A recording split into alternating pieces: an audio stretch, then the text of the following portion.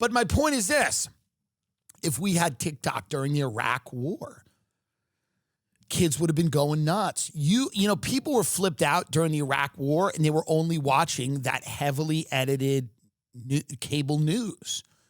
We had the internet, but you weren't, you know, there were documentaries made, but you weren't getting that live up to the minute, live feed of what was going on in the world, right? Now you are confronted with every horror. So there is no more news. Here's my point. This is the point. There's always a point. Actually, there is. There's no more news. The news doesn't exist. The news doesn't really exist anymore. Everything is pretty accessible now. You can watch the speeches being given by a lot of the people that are making news. You can watch a war zone on your phone. Does it look like they're avoiding civilian casualties? You know what I mean? All of this is very accessible to you, and you can see it and go, there is no news.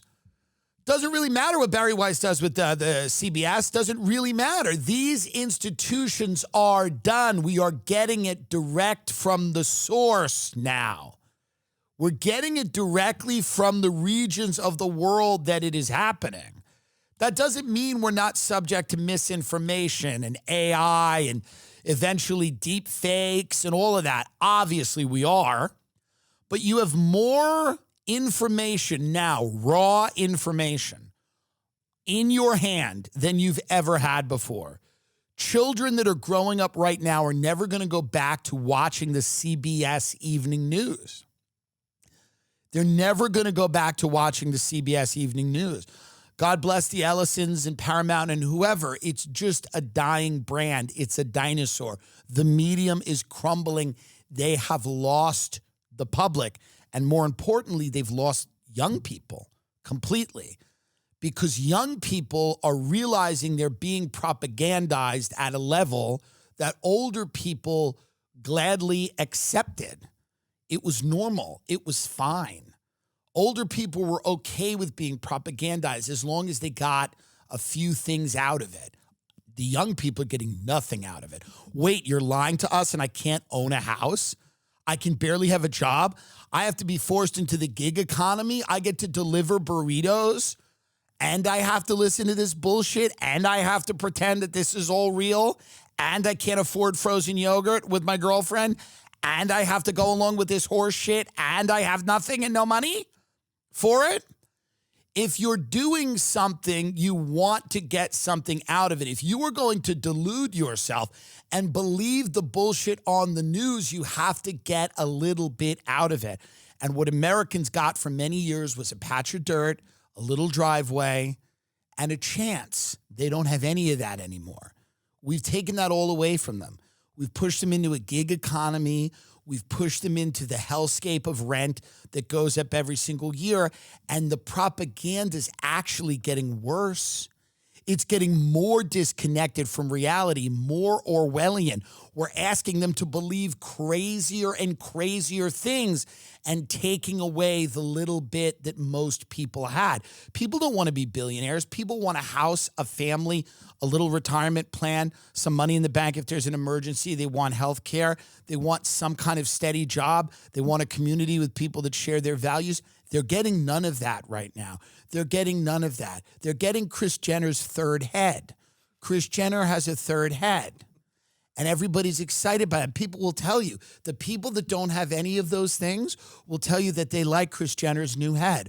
Or they're excited that Taylor Swift, a billionaire, is going to marry Travis Kelce, the man who was birthed by Pfizer. And people have to live vicariously now through that. Why are the kids turning on the engines of propaganda? Number one, they're too smart. The technology is there. They know they're being lied to. Here's number two. You're taking all of the things away from them that this entire system was supposedly, purportedly set up to help them achieve. So if I'm a member of the ruling class, I'm going, what are we doing here? What exactly is happening? We're asking these people to believe this bullshit that Jeffrey Epstein's just like a weirdo rich guy. No one else did anything wrong. We don't have any of the files, and the videos aren't real. It's actually nothing. Nothing happened. Everything's fine. He never had any relationship with our intelligence agency or another intelligence agency. He had no relationships with anybody. Nobody did anything. He was just a weird rich guy. Don't worry about it. We're asking people to believe all of this stuff and telling them, and the reward for that, okay, is to deliver a Caesar salad to someone. That's the reward. Your job now is to deliver a Caesar salad. Not that it would have been right to buy the bullshit anyway, even if you had the things. But I'm just telling you how the country ran for 100 years. That's what I'm telling you. I'm not saying it was morally correct to go, I'll take the house and the car and you fucking kill everybody. I'm telling you that's how it worked. That's how the country ran forever. You shut your mouth and you go, I don't want to get into that. I don't know. Yeah, it's a government lab. Kids are disappearing. Shut up. Eat your lasagna. Your mother made lasagna. That's the way it worked. Now everybody's, in a broken home trying to get some job as a personal assistant, for some woman who's on her third head. So you're scrounging around your car to find change to get Del Taco, and you're getting a call from a woman who's bandaged up because she has her third head, and she's asking you to go to the pharmacy for her and get the injection she needs to inject into her face so that it doesn't fall off. And then you're going on your phone and all you hear is, help me, I'm being burned. My family is being burned. Why are you doing this to me? Why are you burning me?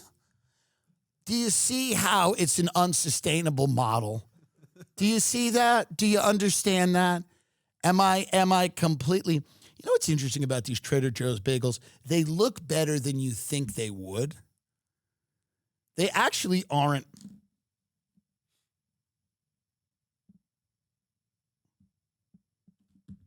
"9/11."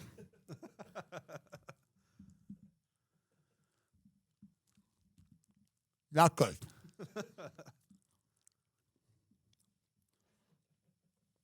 I'm an alcoholic unless I would try the wine.